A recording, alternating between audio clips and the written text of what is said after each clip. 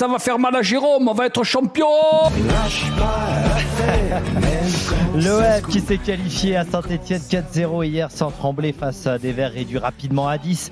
On va pas parler des Verts, Jean-Michel, hein, ça fait trop mal. Les Marseillais qui confirment leur bonne disposition à l'extérieur et depuis quelques semaines même De Zerbi qui semble avoir trouvé la formule. D'où cette question, est-ce que la demi-saison de l'OM avec De Zerbi est une grande réussite? 32-16 pour nous rejoindre dès maintenant. Louisa, j'ai envie de t'entendre évidemment sur l'Olympique de Marseille. Qu'est-ce que tu en penses? Est-ce que tu trouves que c'est une grande réussite? Grande réussite, peut-être pas grande, mais une belle réussite sur cette première partie de saison parce qu'il ne faut pas oublier toutes les difficultés et le mal qu'ils ont connu sur les premiers mois. Mais ils sont deuxième du classement, qualifiés en Coupe de France et depuis 4-5 matchs, notamment depuis Lens, je pense que ça a été un peu le match déclic pour cette équipe marseillaise avec la victoire 3-1 à Bollaert. Marseille propose des matchs avec beaucoup de personnalité, de caractère, mais aussi une grande qualité dans le jeu. Il y a une équipe qui s'est imprégnée des principes de jeu, des idées de jeu de De Zerbi. On a un entraîneur qui était adepte du 4-3-3 et qui a laissé ce système-là pour une défense à 3. Et depuis, il a trouvé vraiment un équilibre avec un 11 qui s'est dégagé, une solidité défensive, une qualité technique et une intelligence au milieu, notamment avec le retour de Rongier. Et de l'efficacité en attaque, il a réussi à tirer le meilleur de certains joueurs. Moi, je pense beaucoup à Luis Enrique, Balerdi qui a énormément progressé. Il est meilleur dans la gestion et le contrôle du ballon. Murillo, on n'en parle pas beaucoup, mais il est très très bon dans les phases avec et sans ballon. Très important dans le schéma de jeu à 3 de De Zerbi. Il y a Greenwood, il a toujours été pas mal, mais je trouve qu'il a une meilleure compréhension du jeu, il a une meilleure analyse des situations. Et puis on a vu une équipe marseillaise qui a su mettre beaucoup d'intensité et qui a eu des ressources mentales et morales, notamment pour aller chercher ce qui faisait mal à cette équipe marseillaise, des victoires et des performances à domicile. Donc moi je pense que la première partie de saison de De Zerbi est une belle réussite. C'est assez rapide quand même, hein, comme timing pour réussir justement à trouver la formule. On a l'impression effectivement, Captain, que De Zerbi a tâtonné au départ et que maintenant il a trouvé la bonne formule et que les joueurs se libèrent. C'est le cas par exemple de Rabiot, il a changé son fusil d'épaule assez rapidement, comme le disait Louisa sur le plan tactique. Je pense que ce qu'il demande à ses joueurs, ce sont des choses simples. Et je pense que les joueurs de ce côté-là, il n'y a pas eu le temps d'adaptation. Quelquefois, c'est un peu sophistiqué pour certains entraîneurs. Par exemple, ce que demandait Marcelino au départ, ça semblait loin des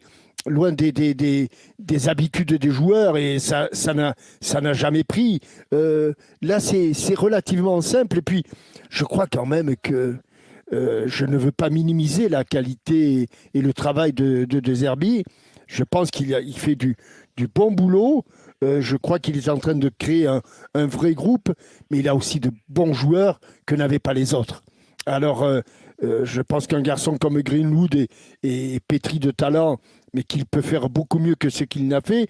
Luis Enrique, pour moi, honnêtement, c'est une révélation. Ouais. C'est une révélation. C'est ce qu'il fait cette saison. Je n'imaginais pas qu'il puisse le faire.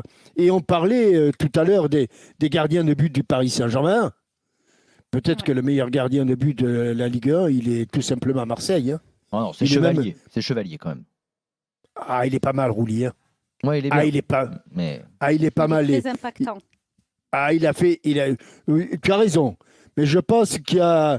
Il y a match pour toi. Ah oui, il y a photo finish. Hein. Ouais. Il y a photo finish. Tu as raison. Chevalier, c'est sur ce qu'il a fait la première partie de la saison, c'est aussi magnifique. Bon, puis il y a des retours en forme. Il y a des meilleurs joueurs. Ça y est, Rabiot, on commence à voir quand même tout ce qu'il peut apporter. Mais justement, Rabiot, c'était pas gagné parce qu'il est dans un rôle particulier pour lui. Hein. Si on parle un peu Rabiot, tactique, De Zerbi le fait jouer un peu plus haut. Oui. Au départ, c'était pas évident. Oui, mais Rabiot était l'un des milieux de terrain, l'un des rares milieux de terrain en France qui marquait des buts. Ouais. Qui marquaient des buts. Et ils sont rares, ceux-là. Hein. Alors, tu me diras, marquer des buts au Paris Saint-Germain, quand tu marques 100 buts dans la saison, c'est plus facile que de marquer des buts à Nantes où ils en marquent moitié moins, certainement. Mais il marquait des buts, il continue à le faire. Et puis, il y a des joueurs qui sont revenus, comme Rongier, qu'on a parfois un petit peu raillé l'an passé sur et que Jérôme surnomme Iniesta. Voilà, tu vois, c'est un peu. Mais je crois qu'il y a. Alors, il y a une marge de progression. Cette marge de progression, elle est à domicile. Elle est là où l'Olympique de Marseille doit imposer son jeu, doit imposer sa façon de jouer, doit imposer son rythme, doit imposer sa qualité technique et tactique. Et là, pour l'instant, la marge de progression est importante. Parce que quand tu regardes les résultats à domicile, c'est quand même, on va dire, moyen. C'est excellent à l'extérieur, c'est moyen à domicile. Donc, on va dire que c'est du bon OM qu'on a vu au cours de cette première partie de la saison. Philippe nous dit d'ailleurs sur l'appli RMC Direct Studio, défensivement, on est trop fébrile pour avoir plus d'assurance et pour jouer les premiers rôles. Bah, c'est pour ça que quand je te parle... Ouais, mais quand je te parle de Roulis, c'est vrai aussi que certains vont te dire, si Roulis est très bon, ça veut dire aussi qu'il est très sollicité. Donc il y a une part de vérité dans ce que nous dit l'auditeur. Bon, pour les défenseurs, le retour en forme de Balerdi va faire le plus grand bien.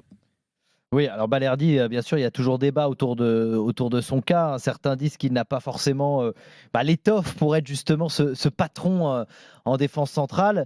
Est-ce qu'il faut absolument un mercato de qualité, bien sûr, si possible. Ils se sont trompés un peu avec Brassier. Et notamment pour la défense, pour justement avoir peut-être plus d'ambition en deuxième partie de saison. Ouais, moi, je vais poser quand même une question à Louisa, parce que ce garçon, je parle de Brassier, qui a été transféré alors que Brest disputait la Ligue des Champions. Ça a été un problème du côté du stade brestois, mais l'offre était conséquente. Donc, comment se fait-il que ce garçon n'arrive pas à s'imposer au sein d'une défense qui est quand même qui a été un petit problème au cours de ce début de saison, Louisa? Oui, c'est vrai que ça a été le problème du début de saison. On a senti beaucoup de fébrilité, une défense apathique. Après, je pense que l'environnement n'est pas le même. La gestion des émotions, de la pression n'est pas la même qu'à Brest.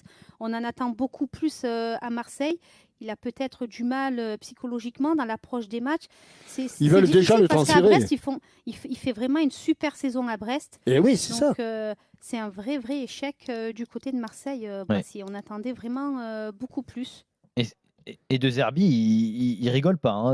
Dès que ça va pas, dès qu'il sent que le joueur n'est pas bon, hop, il le rétrograde dans la hiérarchie alors que ça devait être un titulaire.